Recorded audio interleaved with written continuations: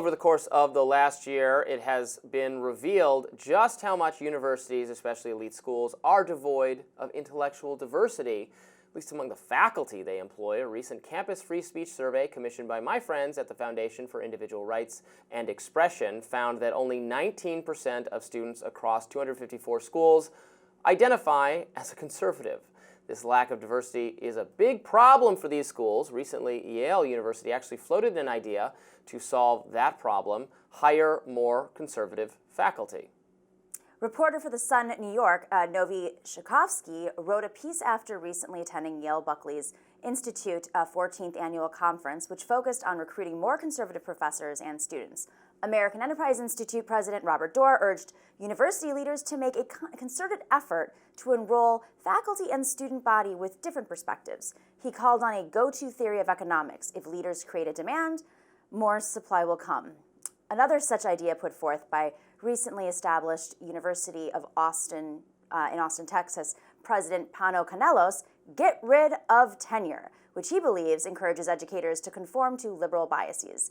He suggested opting contracts out that will get renewed based on a professor's performance. The university is already implementing this system. If those ideas don't work, maybe the lack of money coming into the elite institutions will. Harvard is already reporting quite a loss in donations. Total philanthropic contributions fell by $151 million from 2023 to 2024, in large part due to donors' dissatisfaction with the school's allegedly lackluster response to the anti-Israel protests on campus.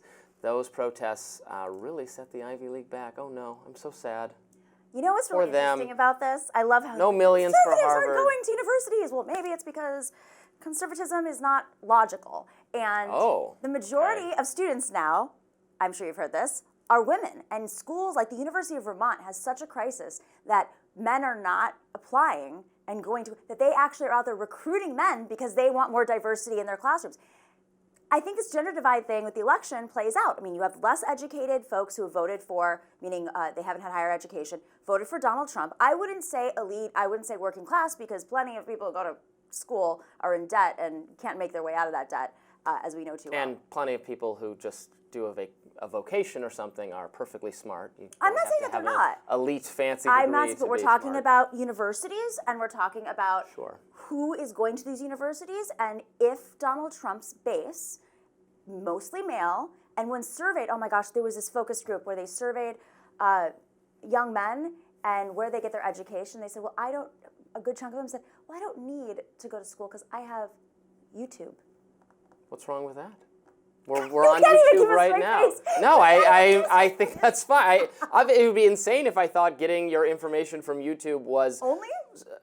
No, you should seek information from multiple sources. I mean, even the sources you think, and we disagree on what is credible and what people should listen to, that's available on YouTube too. YouTube is just a platform, right? You can people put their Harvard lectures on YouTube. You can watch TED Talks that are all Harvard people. So YouTube is just a platform. Now, it's also a place you can get alternative media entrance into the alternative media ecosystem. Yeah, we talk about aliens a lot on this show, and I approach the subject, our viewers can vouch for me here, with the utmost skepticism. I don't believe any of it, and I've grilled some of those whistleblower type people who say, oh, but I know a guy who knows a guy who knows a guy who knows where the alien corpses are buried, and I've been very skeptical of that, but I think it's fine to be interested in the topic and hear from it. But we're getting a little bit afield. The conservatives, campuses have long had the problem of increasing dominance of a far-left progressivism, particularly a cultural progressivism that is so out of step with the American people, and that has, by association with the Democratic Party, tarnished and hurt the Democratic Party, even when they're not really adopting necessarily all those far-left cultural views of the elite educational establishment, but people think Democrats stand for that. And it's killed them. Yes, there's this appearance. Because not all Democrats have these views, but all people who have these views are Democrats. Or not at all. I mean, I think a lot of folks that were protesting on these university campuses, especially for Gaza. They actually hate Democrats. They hate Democrats, as we know very well, and some I think that's the reaction right now from administration, I think, is really about a loss of money. You've had a lot of folks who stand with Israel who have said, we are no longer contributing to your university and your endowment, and as a result, they're pivoting in a direction that they think might be smart to recruit more conservatives to college campus. I don't think it's going to work. I think fundamentally we have an issue. It is a gender issue, and it goes back to, are folks interested in getting a higher education? And higher education is the best way to indicate whether you're going to get a well-paid job, and that's in the stats. Well, but as you just mentioned, there are a lot of people who get an elite degree. If you spend a lot of money, if you go into debt to do it, I don't think it's worth it. I mean, it's worth it in some cases.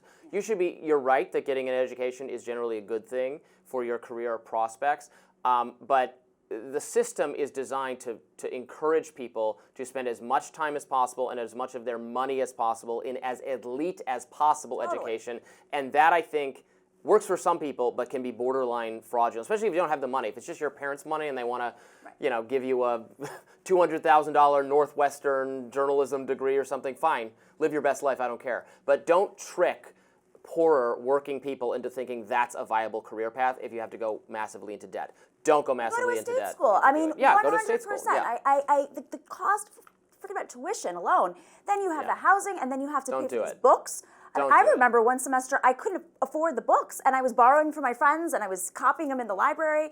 I don't even know if you can still do that anymore. It was so long ago, but it was like $400 a book. I have no idea what they cost now. It's a scam. The whole thing is a scam. And that, if you want to take on the elites, Donald Trump, where am I looking? Where's the camera? Donald Trump, if you want to take on the elites, take on the textbook industry. Make them go digital or cheaper. That's like a behemoth. That's something you don't want to mess with that textbook I don't know why you industry. need physical copies of the textbooks anymore.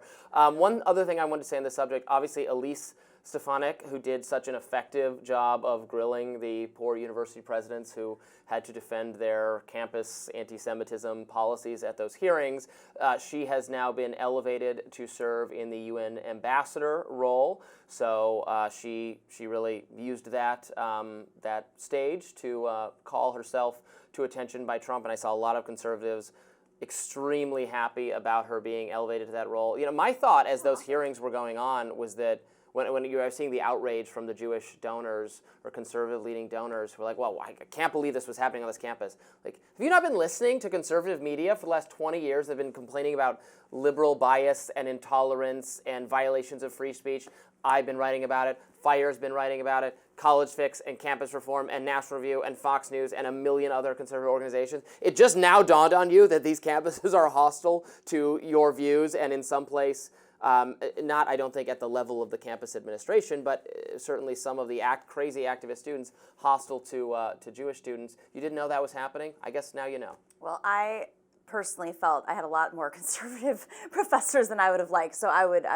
Oh, really? Yeah. Oh, definitely. We've gotten debates. I mean, there's a lot of hawks at these institutions too. That's true. So that's something Elise Stefanik and the other hawks have in common. Well, I loved sparring with my liberal professors, and sometimes you don't. I've had professors who I had no idea. I couldn't tell what their personal political leanings were, and they effectively countered and argued, depending on the student they were engaged with. Those are the really outstanding academics, professors. I think. The tricky Sneaky professors. All right, coming up next, we've got more to get into, including an interview with Li Fang. Stay around.